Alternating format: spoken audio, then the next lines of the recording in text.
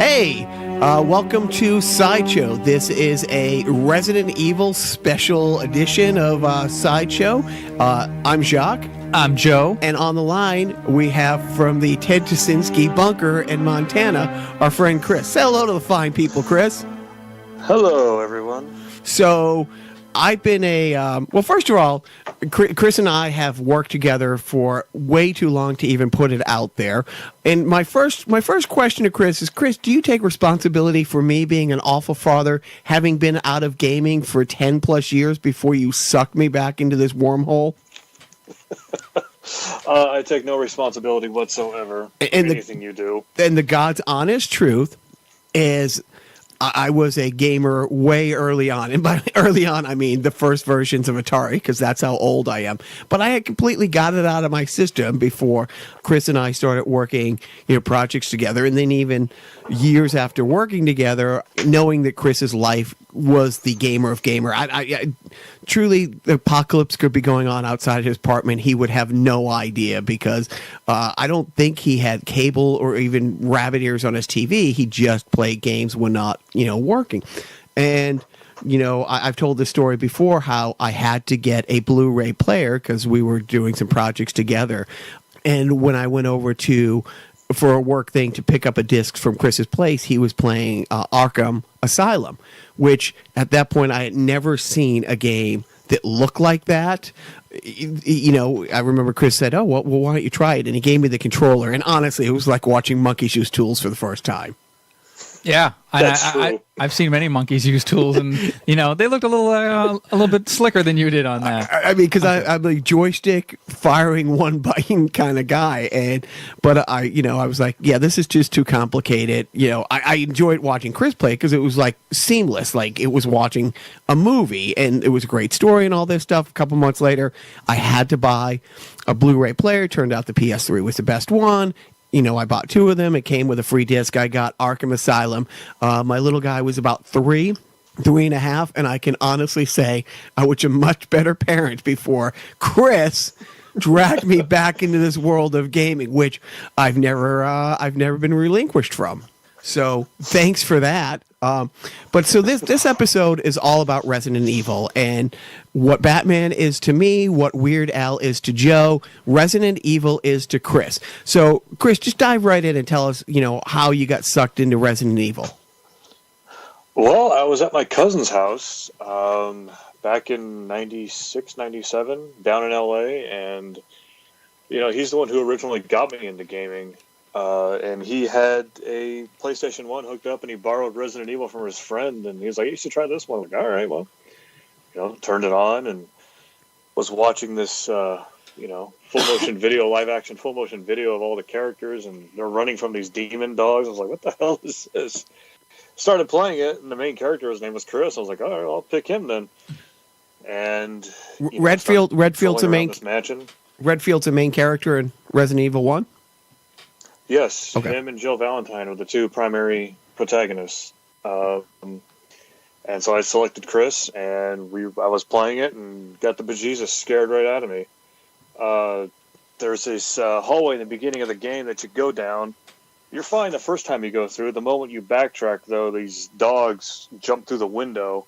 You turn that corner, and more dogs jump through the window. It's Are they dogs or are they zombie dogs?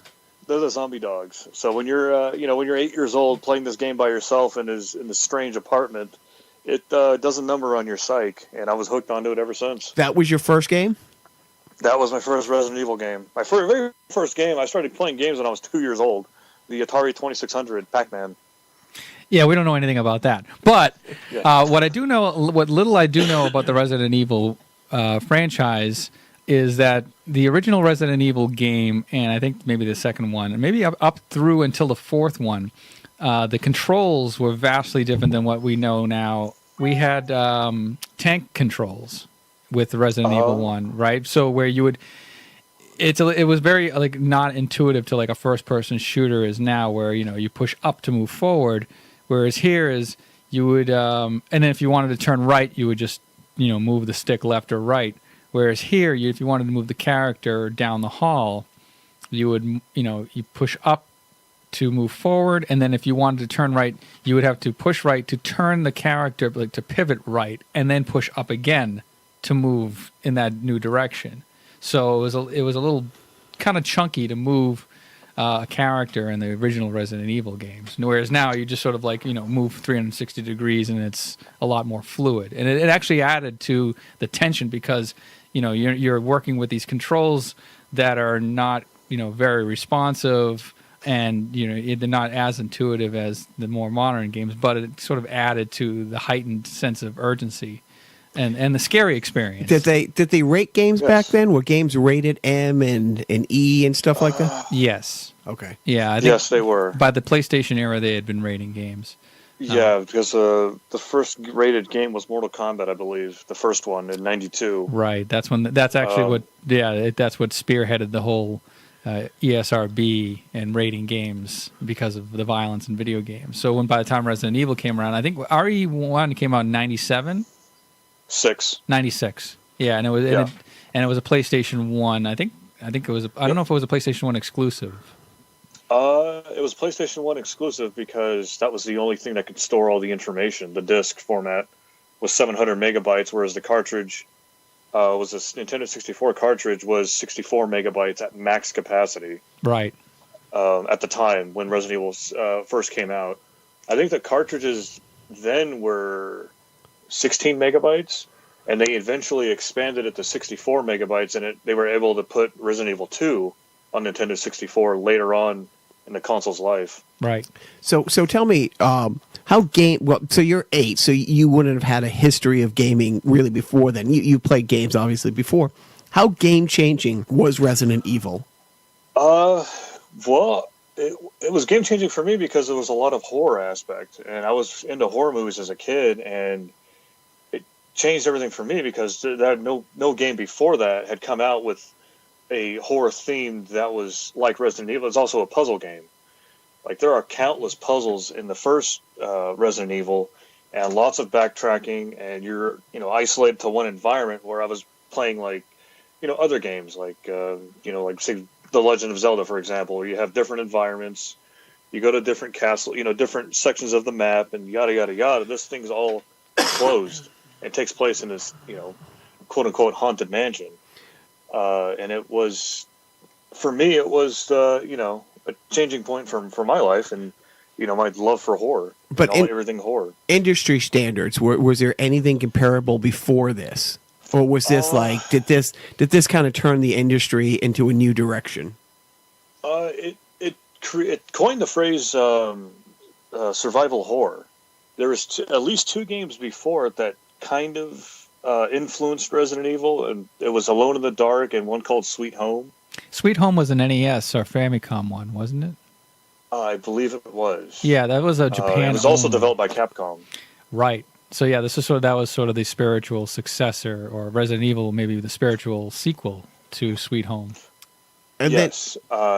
Now Resident Evil was. Sorry. No, I was going to say you're 8. You're at your cousin's house, but you lived 4 hours away. How often did you get to play, or did you get home and beg your dad to get you a PlayStation, and did they let you play, or was that just weekends visiting your cousins for a while? I was just at my cousin's for overnight. My parents wanted to go visit him down in L.A. And I tagged along, and then the kid down the street ended up getting a PlayStation, and he ended up getting Resident Evil. We rented Resident Evil from Blockbuster, and we played we had a sleepover. We played all night long on that game, and just getting the bejesus scared out of us, playing through, and then that's how I got to play the game. And then the girls next door, believe it or not, also got a PlayStation. And I got to finish the Resident Evil 1 there. It was probably around 97 or so when I finally got to finish it. So, and that was back home. So you were visiting. So yes. You had neighbors. Okay. So you had neighbors back home. Now, did any parents have any idea that these were like the games? Were the older kids who were next door to you and the girls next door, or were they the same age? I mean, how did an 8-year-old go into Blockbuster and rent a game without a parent saying, "What the F is this?" Well, my friend's mom, she spoiled him. I won't mention names, but he was a spoiled little brat and got pretty much whatever he wanted. And so he picked out, I mentioned Resident Evil, I should try this one. I was like, it's pretty cool. And he picked it up and took it to his mom, and she rented it for him. I mean, there was no, it wasn't, she wasn't really in the loop on the ESRB ratings or anything like that. It was just, unless kid wants to rent a video game, let's go take him to go rent a video game. So what was the next, like, did you play these in order? When did you get your first system that you could play in your own home? The Resident Evil games. How long were you dependent on the kindness of strangers? Just for the first one, because after that, I found out that Blockbuster actually rented the consoles in addition to the games. So I just went ahead and rented the PlayStation, the first one, and then rented Resident Evil 2 when it came out. And I just, rented the console for a week and played through the game, and, that was that.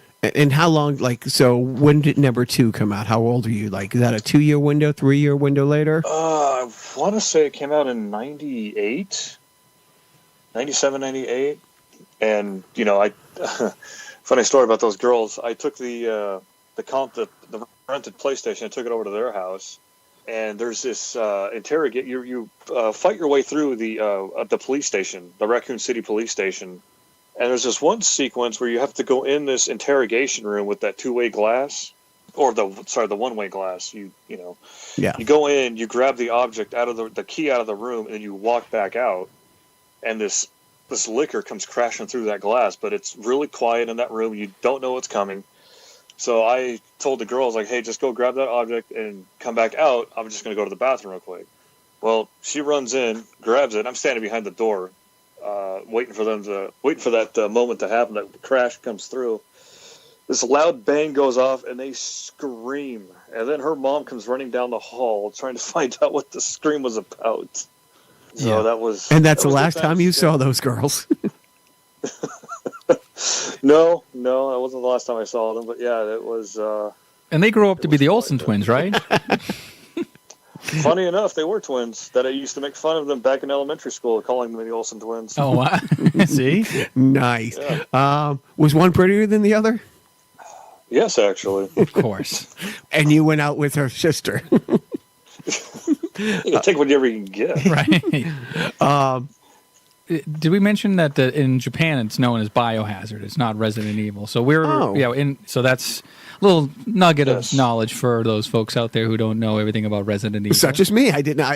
They have editions called that. Biohazard, but I didn't know it was an homage to the first ones coming out there called Resident Evil. So is Capcom a Japanese company? Were they developed in Japan? Yes. Yeah, Capcom developed. They developed a lot of games for the Nintendo Entertainment System.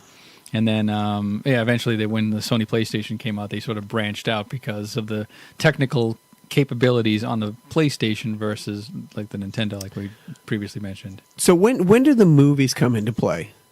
Around 2001, 2002 is when the first one came out, the first live action one.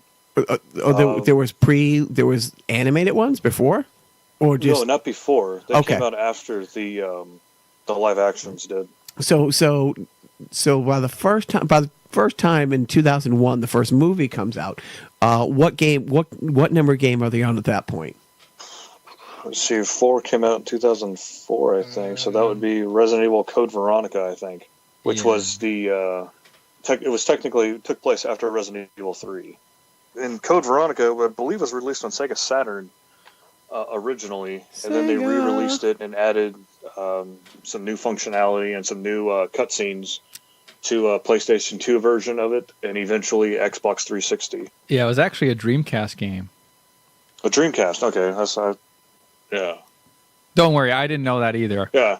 So it was Saturn or Dreamcast. I couldn't remember which one it was, but okay, Dreamcast. So it goes Resident Evil 2, Resident Evil 3, and then it goes to Code Veronica. Code Veronica. Was there something called, of Resident Evil Survivor between Nemesis, Resident Evil 3, and Code Veronica? Yeah, that's not really a chronological canon game. That was more of a spin-off game. I want to say it was an on-rails shooter where you're first person. You have like those light guns, and you just aim it at the screen and start shooting. So 4, well, and jumping kind of all over the place here, is 4 your favorite? It was for a while, because it still maintained a horror aspect to it, but then it was also action oriented. So for a while, I was playing 4 when it first came out, because by Resident Evil Code Veronica, the franchise was getting kind of boring. We've already seen everything we were going to see. So what year is Veronica coming out? And did the movies have anything to do with the games? Did they follow any of the storylines? Nope, none of the storylines. Very loose. Wesker's the bad guy in the movies as well, but that's very loose at best. As far as for storyline, the second movie took place in Raccoon City, which the second game also takes place in Raccoon City. Short of that, there's really no parallels between them.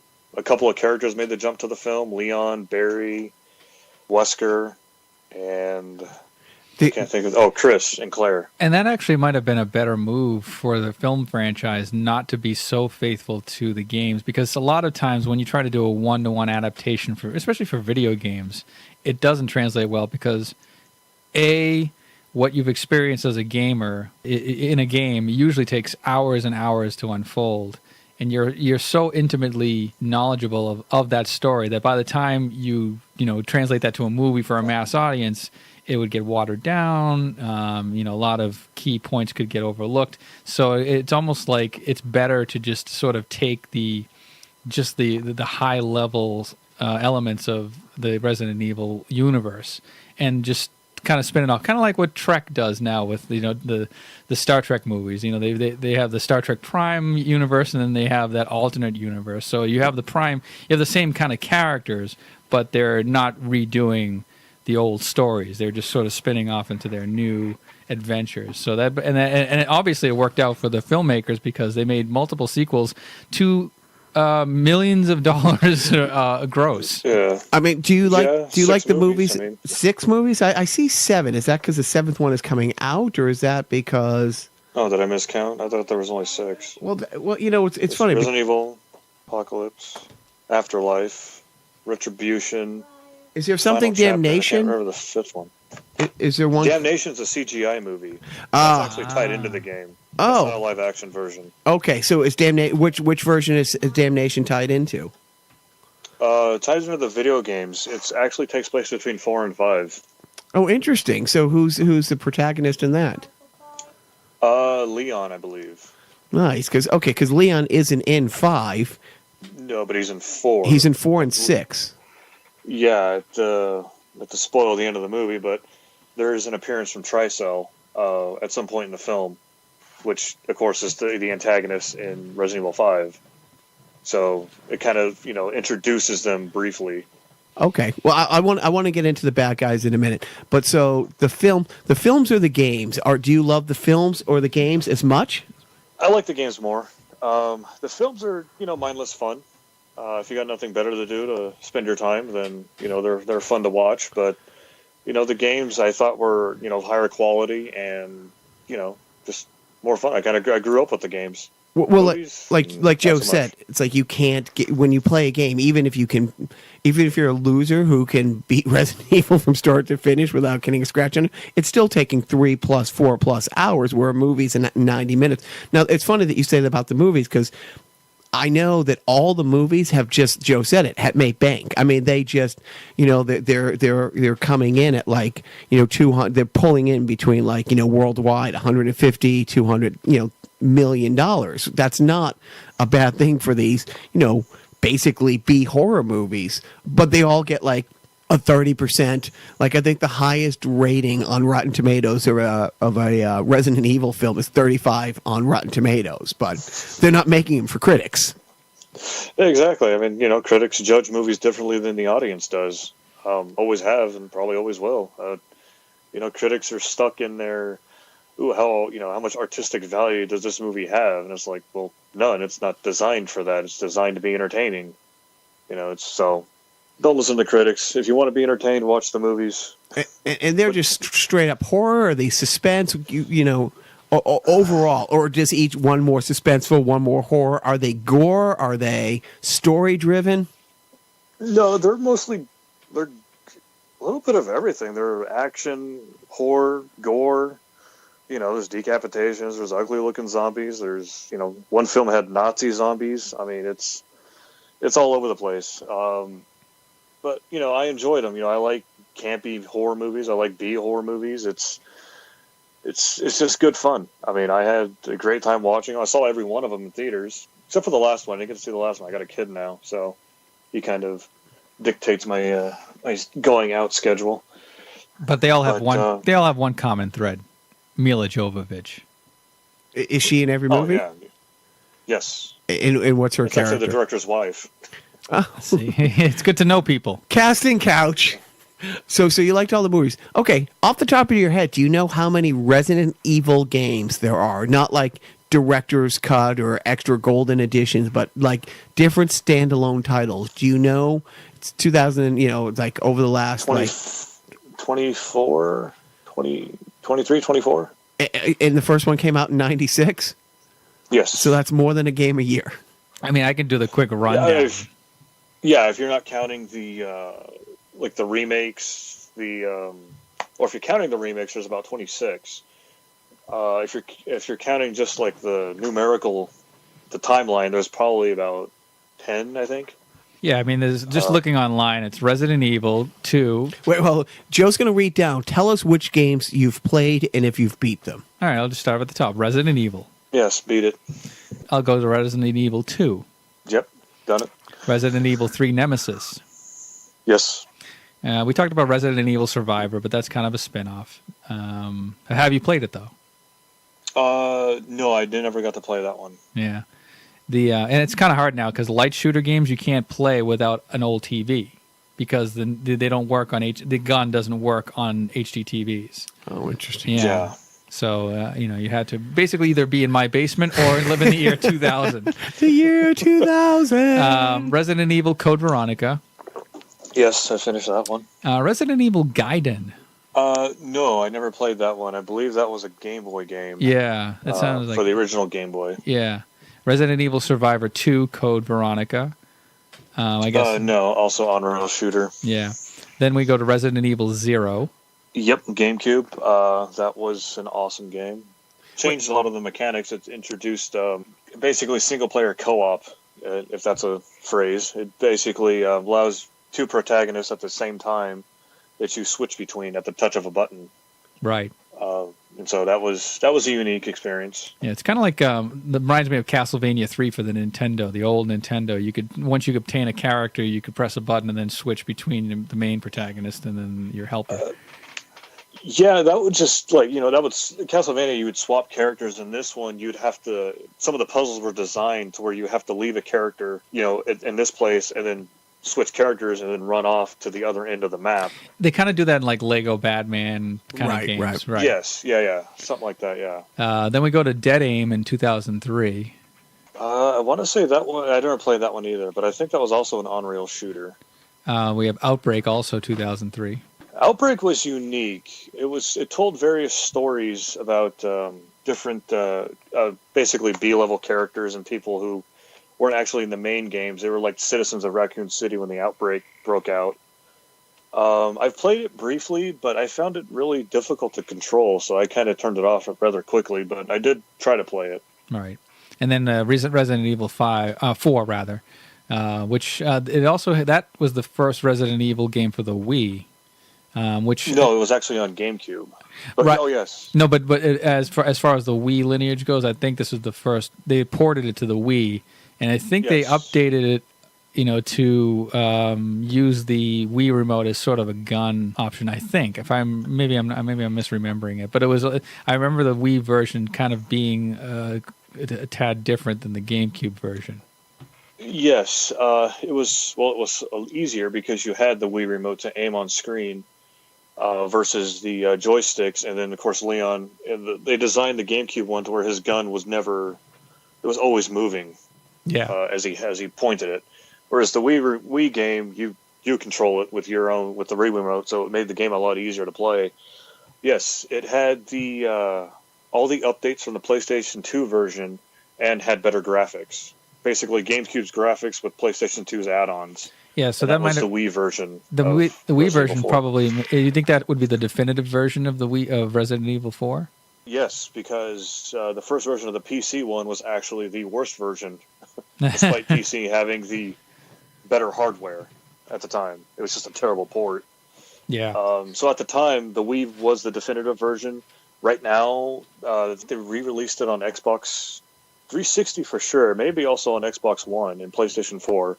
Yeah, I've played it on PlayStation 4. Like, really quickly, out of the games, as you go down the list, let us know what format you beat it on. So like with 4, did you beat it on a PC? Did you beat it on I beat it for Resident Evil 4. I beat it on GameCube, PlayStation 2, Wii, and Xbox 360. I never played it on PC, but I did see a lot of the reviews on it and just never picked it up. And just as a side note, I have all 3 versions. Do you really? Nah. Oh. And I don't think Am I being nerd shamed? but I've never beaten any of them, so I suck. Oh, okay. Well, we'll play them after, and I can walk you through them. Oh, thanks. That was I just because they just about a year ago re-released it on the PS4. So I've just started playing that like a little while ago because Chris was like, "This is great." You said it was your favorite storyline. Yeah, it had a great storyline to it. Great storyline, well paced, and the size of the game was huge in comparison to like Resident Evil 5. Whereas Resident Evil 5 you can beat in under an hour if you really try. Resident Evil 4 will literally take you a good 4 to 5 hours. And that's speed running. Well, that's me speed running. Well, Resident Evil 5, you can beat in an hour, but you have to be playing like unlimited ammo and carrying a rocket launcher, and you can just blast your way through everything. I don't think I've done a speed run on that, but guess what I'm doing tonight? Well, before Resident Evil 5 was released, we had Resident Evil: The Umbrella Chronicles in 2007. Again, it was also an on-rail shooter. It was released on the Wii, and I did finish it. It took the highlights of the first game, it turned it into an on-rail shooter with Chris and Jill, and you basically just blast your way through the mansion and all the way up to the first tyrant.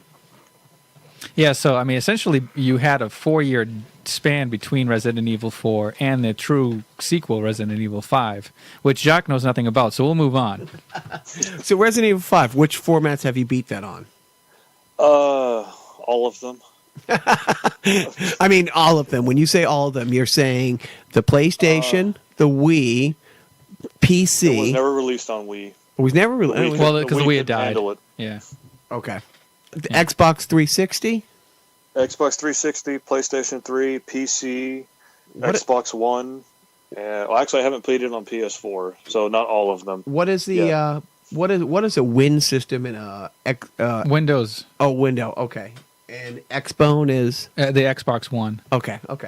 There you go. Thank you. Seriously, I didn't. So Right. now, while we're talking about 5, is that the first one that had the and I'm not a PC guy, but I remember it was a few years ago that Chris let me know, and I saw screenshots. I saw the screen grabs of it, but I've never played it. Where you can do the hack where you can play the female characters nude.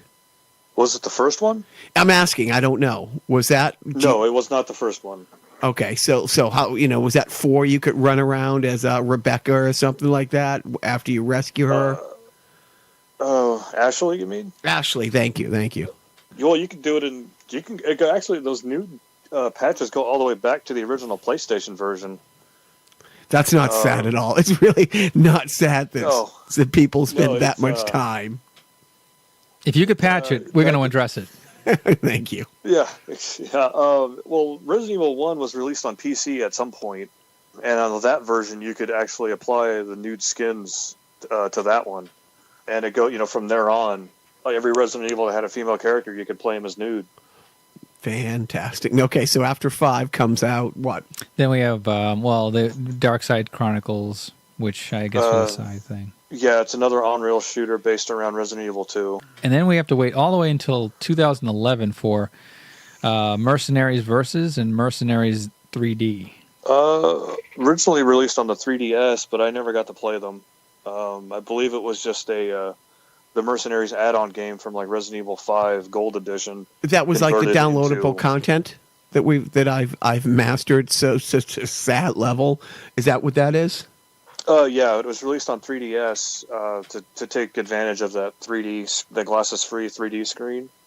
And that's basically all it was, though, was just taking all the Mercenaries characters, mashing them into a cartridge, and making it so it's portable. Yeah, and according to Wikipedia, because I don't know this, Mercenaries Versus was the first Resident Evil multiplayer for iOS. Oh, that's interesting. I didn't know it was on iOS. I thought that was a... Yeah, they had Versus. Yeah, I guess you had Versus and 3D maybe have been released simultaneously. I remember them both coming out. I just didn't... I didn't realize Versus was an iOS version. Yeah, according to my sources, that's what... if one thing we know about the internet, it has to be true if it's on the internet. I read that. On the internet. Yeah, thank you. Then coming down to the wire, so we have Revelations in 2012. Awesome game. Yeah, I've played and finished that one. That's also a 3DS game. Yeah, originally, yes. It was eventually ported to Xbox 360. And then Operation Raccoon City. Horrible game. Yeah. Don't even waste your time. No, because that's I jumped on at 5. That's what I got on. It was the first game like that I played, and then I remember that came out, and I asked Chris, and he's like, "No, don't even bother." Like I think I bought it, threw it in, and I'm like, "I don't think I like this." And I called you, and you're like, "Yeah, just get rid of it." And then of course RE6. Had potential. I finished that one on.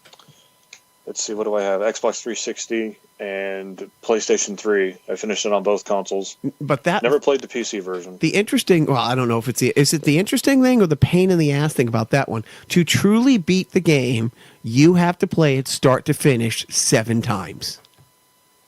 You know, on that one, it was great because it kind of made a callback to Resident Evil 2, where you have multiple scenarios like that, and they kind of intertwine with each other. That actually started in Resident Evil 2 with the intertwining storyline.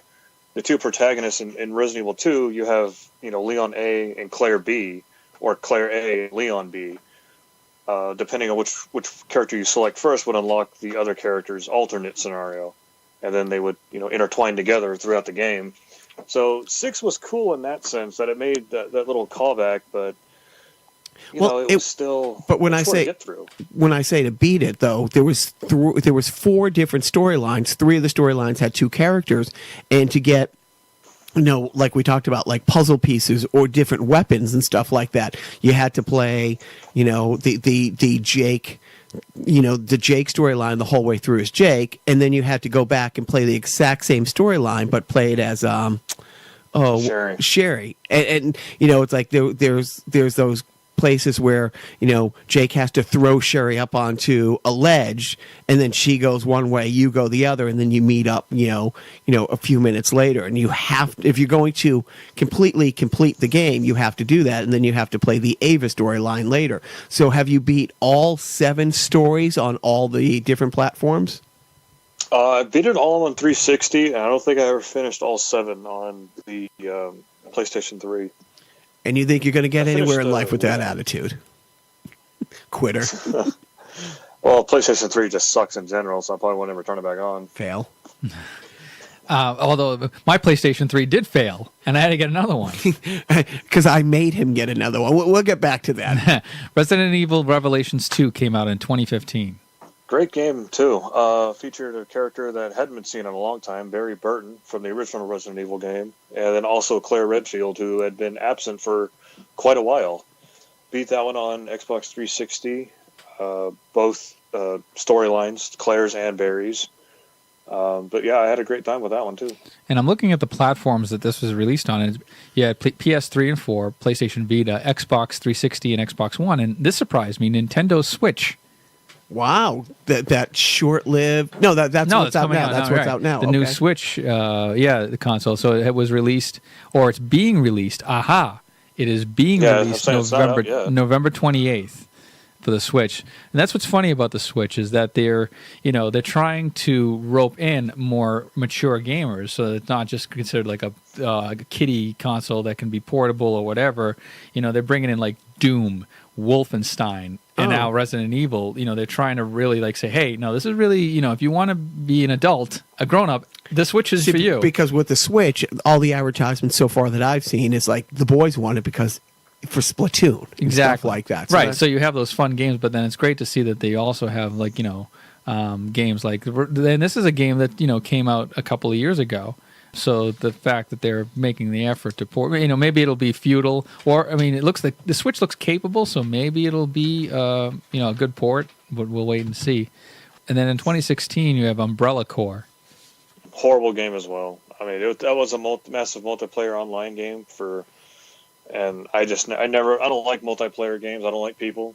I don't like Me playing too. Online with people. So If I could high five you through this microphone. See, and that's what I like about 5. That's why when I honestly almost on a daily thing, if I got 10, 15 minutes to kill and I'm sitting at home, I'll just have Resident Evil 5 on in the office in the background. And if somebody jumps on to do the mission versus, which by the way, the only reason I know Barry is because he's one of the characters but that's what I like about it. I like, because one of the problems going back with 5 that everybody complained about was that the AI always got killed. Like if you had just played the game for the first time and you had it set on normal and you do the whole game and let's say you die 15 times, 14 times you die, it's because the AI character follows you too close and is getting blown up or killed and you can't do anything about it. And that was one of the complaints people had with 5. And then they overcompensated with Resident Evil 6 where the AI couldn't die. Like they just, no matter what happened, they were like a non-playable character that just sort of right. So if one person had if you had to swim across something to open a gate for that person to go through, the AI, no matter how many zombies or creatures or whatever attacked it, it would survive unharmed and get to you. So they overcompensate. Why wouldn't you just send him first? Right. But am I right, Chris? Wasn't that one of the big knocks on 5? Is that the AI was awful? Yeah, that was one of the problems with Resident Evil 5, but there are many, many problems with Resident Evil 5. No, there's not. Fake news. Hashtag fake news. So, from my limited understanding of the Resident Evil universe, RE5 was sort of like Star Trek the series was more story driven, and Star Trek the movies are more action driven. Blow up, yeah. This is sort of the same thing where RE5 was like a little bit maybe more of a watered down version of Resident Evil and more palatable to like the masses, I guess. Is that fair to say, or is it just sort of like a stark departure from the original series that kind of held on to some threads of the original series, but maybe took some liberties with the story itself? Yeah, it just went in a completely different direction. It went completely action-oriented, which didn't make sense. That's why you couldn't run and gun either. That's like one of the things that they took from the originals was you can't walk and hold your gun up and shoot at the same time. If you're going to go all action, go all action. But, they tried to hold on to some aspects of horror, and they just, it was just a complete fumble. And that's why Jacques loves it so much. Game. No, the first time you play it, there's a couple jump scare type things, but yeah, it's not. It's more action than that. And 6 kind of tried to get back to the horror element a bit, didn't it? They tried to cater to everyone. Some people like the action orientation of 5, and that's what Chris's storyline in 6 is about. And a lot of people wanted it to go back to the horror aspect, which is what Leon's campaign was about. And then somewhere in the, Resident Evil 3 was a type of horror of being chased by the nemesis. And so that's what Jake Mueller was about. People liked the chasing, this being scared by being chased. Right. And that's what Jake's storyline was about. Oh, wait, so, how long has Jake been around? Trying to cater to everybody. So was Jake first introduced in 6? Yes. Okay. And then, of course, now we wrap up with the most recent release, Resident Evil 7 Biohazard. Which Jacques described to me as effing scary. That's because he's a pussy. Hey, you are what you eat. But guilty on all accounts. I threw myself in. But come on, you can't tell me that there aren't some absolute shit dropping things like the first time that well, I don't know if it's scary, but at the very beginning of the game, when you have to fight Mia with the chainsaw, like coming out of the wall, when you don't know somebody, when you're walking around a room, picking up items, the last thing you expect is your estranged girlfriend to literally be busting through the ceiling with a chainsaw, screaming, coming at you. Oh yeah, no, there's definitely some scares in Resident Evil 7, which is, probably the best aspect of it. I mean, it brought the entire series back to the horror genre, where where it originated, where it belongs. And it was Resident Evil 7 is probably my favorite one now.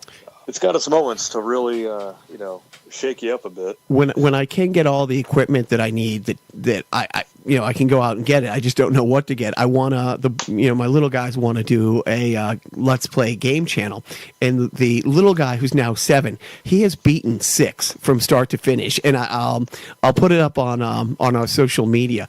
His birthday cake last May, when he went from 6 to 7, was a screen grab of Mia like holding the chainsaw, when she's zombie Mia bleeding out of the eye, screaming, and that's what he wanted. And management and I, when we got the cake, we're like, oh my god, it's so cool that he wants it. But then we're like, yeah, I wonder if the other 6 and 5-year-olds and 7-year-olds at this party's parents are ever going to let him have a play date with him again.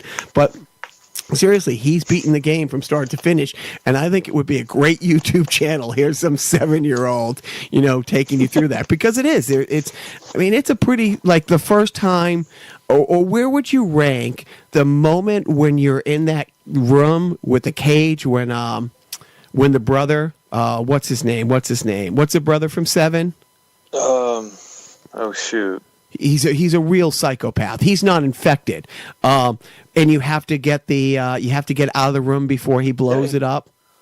He's infected. He gets his hand chopped off at the beginning. Well, yeah, but he is infected by it. But what is his name? But at the same time, as you read, he had been killing people and torturing people years before, even as a kid. He locked that one kid in the attic, when he was like 11 or 12. And yeah, he was affected where he had that power, but he wasn't infected where that's why he was doing things. He was doing things anyways. But when you have to get out of the room and you have to have the clown, take the quill pen and write loser in your arm, when that clown grabs you, yes or no, the first time you crapped your pants. His name is Jack. Oh, no, Jack's the... Yeah, Jack's the dad. Is his name Jack? Well, yeah, no. Jack's the dad. According to the Wikipedia entry, Jack is the Jack's dad. Lucas is the brother. But when Lucas locks you in that room and you have to go and get the items to make that mechanical clown work, when the mechanical clown grabs your hand, yes or no, Chris, you crapped your pants.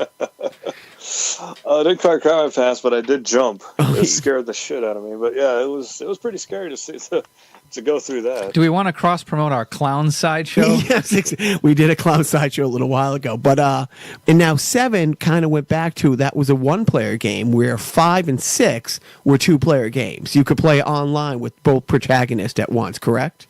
Yes. And then in 6 you could actually play it with up to 7 people, I think. Because every playable character you could all play at once. Can you really? I did not know that. You don't have 7 friends. The Guilty. That cross joint where Leon, Jake, Ashley, and our Sherry and Helena. They're in that junkyard fighting that. Yeah. That big tyrant thing, that tank thing. Right. If there's enough people online, all four characters can be controlled by humans, players. That's pretty cool. That is pretty... Okay, so 7 might be your favorite, and then what's come after 7? A Resident Evil 2 remake. Yeah, it's coming up, right? Because Resident Evil 2 was regarded as the best one in the original set of Resident Evil 1, 2, 3, Code Veronica. Resident Evil 2 was regarded as the best one. So Capcom was remaking that from the ground up. Okay. So give me, and I always say this, it's cheesy, but give me your Mount Rushmore of the games, your 4 favorite Resident Evil games. 4 favorite. I would say 7, 2, 4, and... Code Veronica? That one was good. I had the graphics, but I don't know. I would say the first one, the remake of the first one. The GameCube remake of Resident Evil 1 has to be up there, because that was a far better game than the original, but it was just an awesome game. So I bought a game on the PS4 a little while ago, and it was like Rebecca was the main character, and it seemed very tank oriented. What game was that? They just re-released it like 6 months ago. And I don't know if that was I'll have to look. I don't know if that was a new game or if it was a re-release, like downloaded thing. But I did not enjoy it. I did not enjoy the tank controlling, because I had jumped on board with 5 where it was, 360. It was easy to run. It was easy to drop things. It was easy to reload guns. I mean, when I went back and played 4 on your request, I did. The storyline was great, but the pain in the butt was switching weapons and loading weapons and the limited amount of stuff that you could carry. Rebecca is the protagonist in Resident Evil 0. Okay, so that's what it is. So they re-released Resident Evil 0. They made a download of it on the PlayStation, and maybe they did it. They also did the remake of Resident Evil 1 too. So yeah. Excuse me. The first Resident Evil, the remake of that one was also remastered in HD and released on The Excuse me, GameCube. it was released on at least Xbox 360, and I want to also say PS4 and Xbox One. And so, which one of the games has like the best downloadable content? Because one of the things that I loved about 5 is a couple times you cross paths with like Josh, just for a little bit, but you don't see his storyline, and then all of a sudden he shows up at the end, and the same thing. The storyline where you lose Jill, where Chris loses Jill and Wesker, and he thinks they're both dead, and it shows what happened after that type thing. When did they start doing that downloadable content to show other aspects of the same story in real time? As a downloadable content, they did it in, I think 5 was the first one to do that. As far as for showing, like, when one character went this way, the other character went that way, they started doing that in Resident Evil 2. As I mentioned before, there's a Leon A and a Claire B. If you played Leon A, you go, this route, and then it's like, well, what happened to Claire? How'd she end up, at the police station as well? And you play Claire B, and you find out how she got to where she's at, and how you meet up at the very end of the game. Of course, they both survive. And so, but it's like, how did they get there? And so you get to play as both. Resident Evil 2 that's coming out, it says a remake, but is it a complete remake or a reimagined story? I can't imagine they're going to change the story, because that was also the most popular story at the time. It's probably I think it's going to be a remake more along the lines of the Resident Evil 1 remake. Instead of just like a complete remaster, they built the Resident Evil 1 from the ground up for GameCube, and it turned a lot of heads at the time. Like, the only problem was GameCube wasn't a very popular console, so not everyone got to play it. And so, 10 years later or so, Capcom re-released it for Xbox 360 and Xbox One, and then now everyone gets to play it. What are your favorite characters in the game? In the game, Give me your 4 favorites. All right, Albert Wesker. Really interesting. I'm quite surprised you picked that name. Well, no, not for personal reasons. I mean, he was the antagonist for like 15, 20 years. I mean, I grew up with these games, so I was chasing him for 20 years. Is Wesker like the Vader of the series, kind of? Because Vader was once a good guy. Oh, that's right. Okay. Wesker's always been a dick. Just a bad guy. Yeah, but a really, really good bad guy. I mean, a really good bad guy. Yeah, I think they wasted his death in Resident Evil 5, but that's just my personal opinion. Second character, I got to go with Leon. He was awesome in Resident Evil 2, and every adventure he's had, he's been awesome. He's great in 4. I like him in 6, and I love him in 4. Yeah, so I got to pick him. Does he ever get to go out with Hannigan, or is that just an ongoing, never happening thing?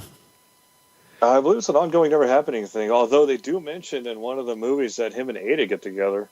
Well, yeah, that was obvious that in 4, that was one of the fun things about 4 is kind of like 6, where you get to play Ada and you go through the same story and kind of see basically how many times she saved Leon's ass in 4. There's like 4 or 5 times when Leon is like, dead to rights, and all of a sudden, a chandelier falls and hits the person who was about to kill him. And then when you play Ada, you see that, 300 yards away and from a bell tower, she had like shot out like the cable holding it up or something like that. So, yeah, she definitely has a thing for him. Oh, yeah, well, she's been saving his ass since Resident Evil 2. Okay, so you got Wesker. She debuted. Yep. You got Wesker, you got Leon. Who else you got? Well, I'm going to say Ada, because she's been around too. She's been around since Resident Evil 2, and she's just, you kind of never really know where her alliances are. Makes her a fun character to have around. And I'll say Sherry. I like Sherry a lot too.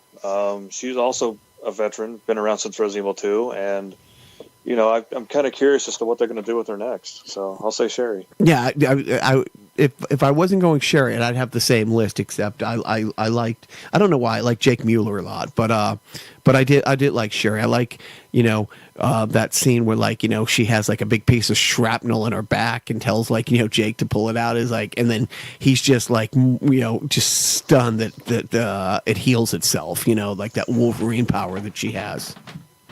Yeah, she debuts in, like I said, Resident Evil 2, and she's got an interesting. That whole storyline was really good. We'll get into it now, but yeah, it's just awesome. So we got your favorite characters. We got what else have we? Oh, okay. If you were going to Comic-Con, who would you like to see cosplay the most? Who would I like to see cosplay? Yeah, Jill.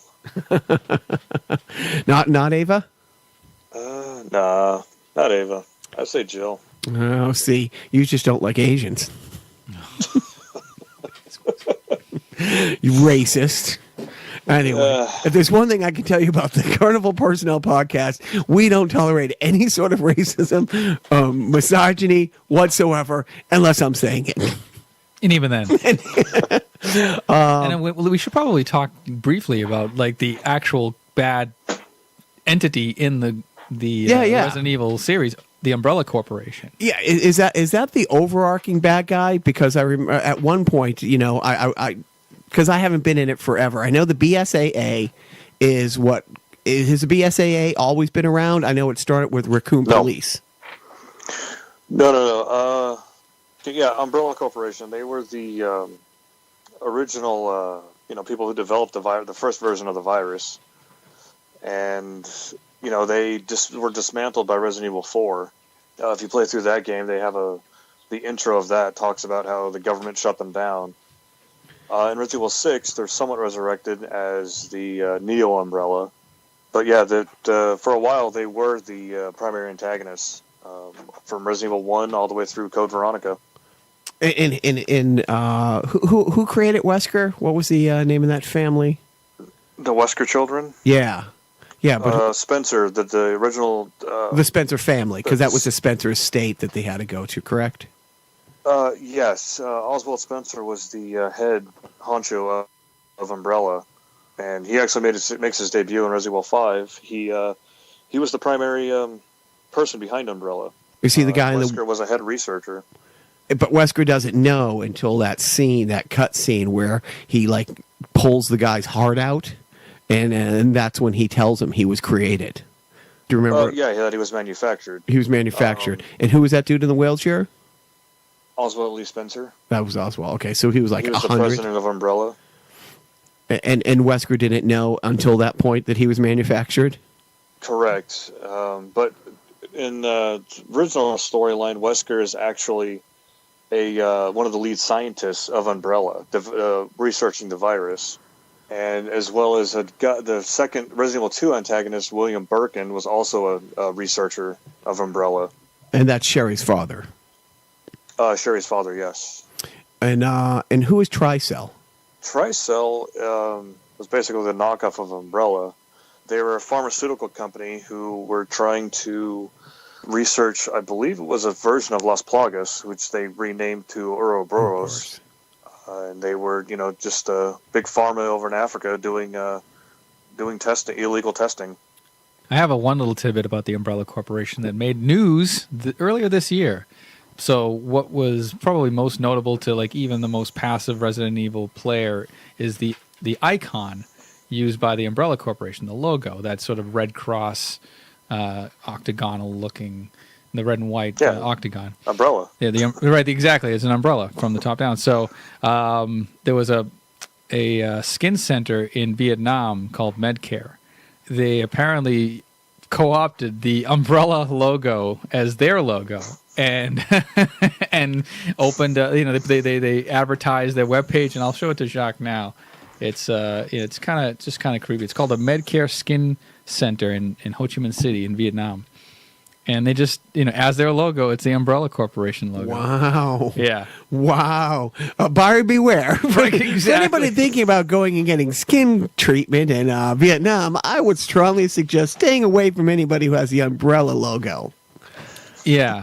No, it's interesting. No, but one of the questions that I had in 7 at the very end of the game, when Chris comes down after Ethan, shoots Ada, mutant monster Ada creature, he comes out of an Umbrella helicopter. Am I correct, Chris? Yeah. I believe that it was an Umbrella branded helicopter, but they haven't really elaborated yet on what that means. Well, so I'll ask you, what's the right way to ask this? What the fuck? No one really knows, to be honest. I don't really know what that was about. Some say that, the early rumors were speculating that it was a character named Hunk who came down, who's posing as Chris Redfield.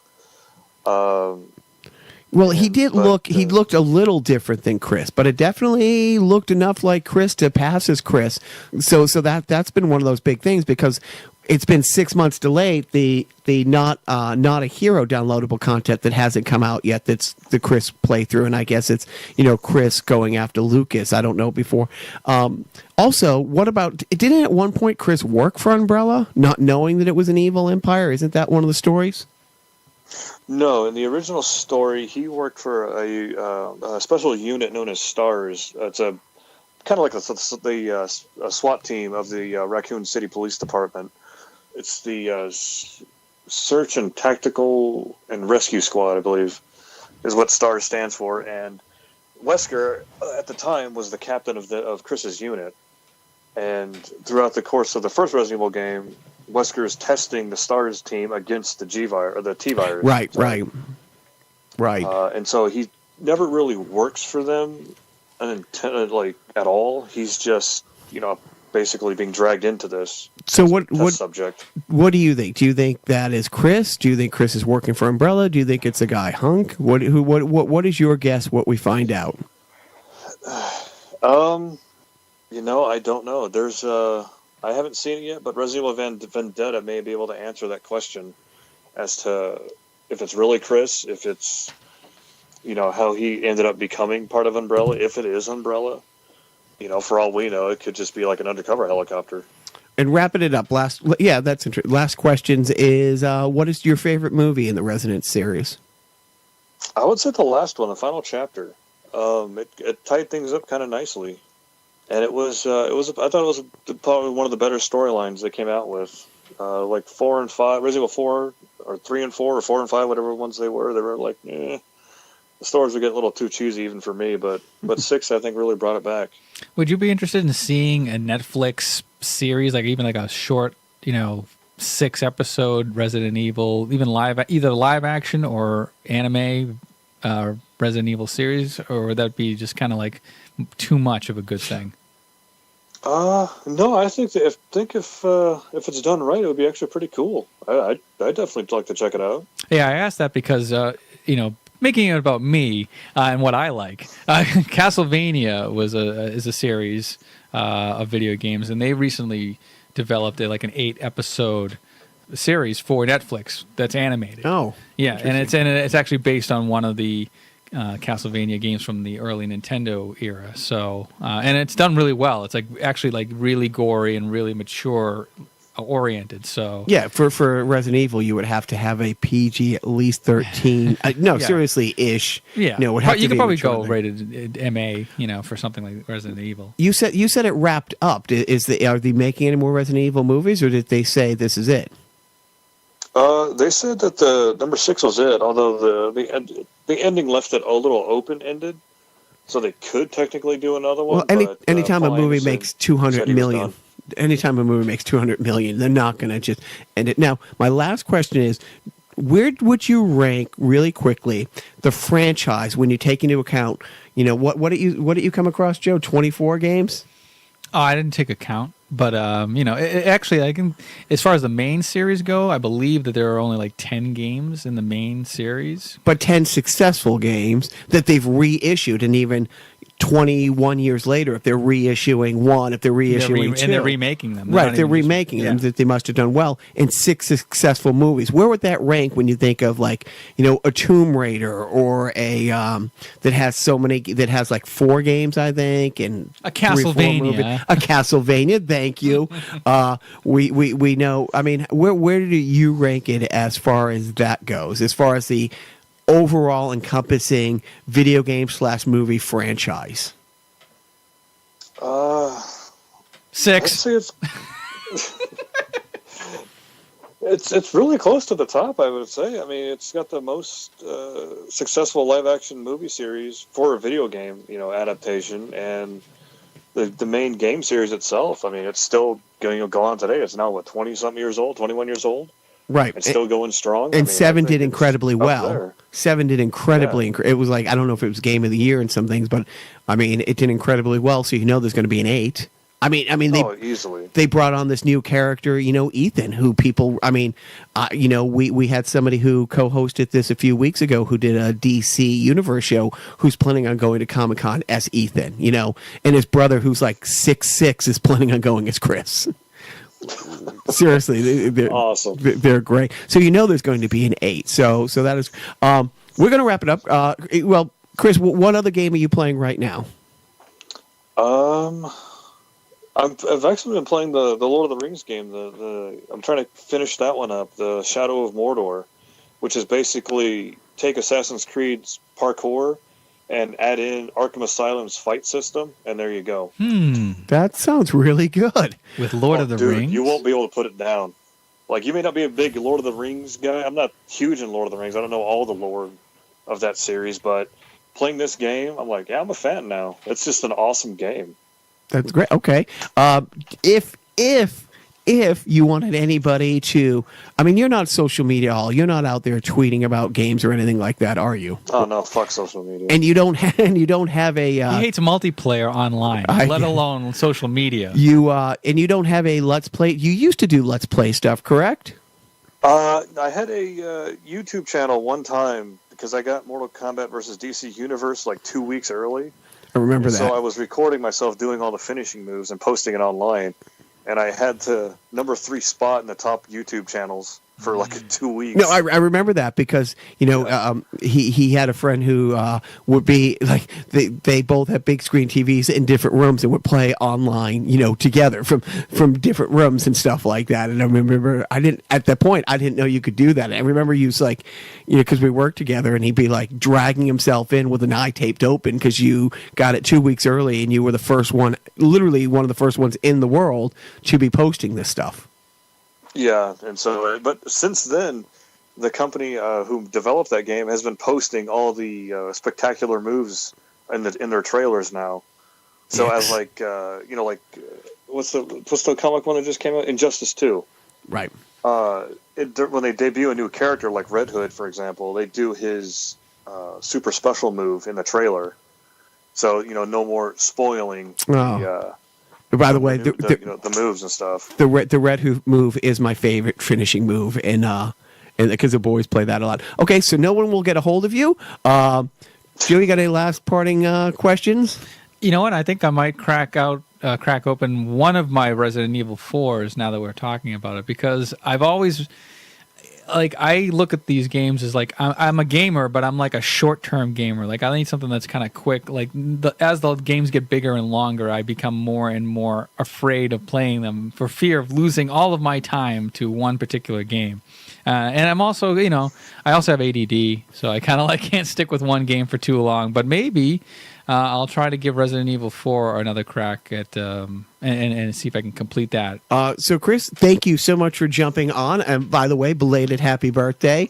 Thank you. And seriously, like Joe and I are trying to do more game-oriented shows, like breaking down games, getting into the minutia of the different systems, cross-comparing things. We would like to have you back on. Thanks for bearing with us with the technical things.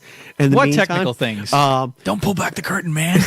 But seriously, Chris, this was really great to have you on. Oh, and do not forget.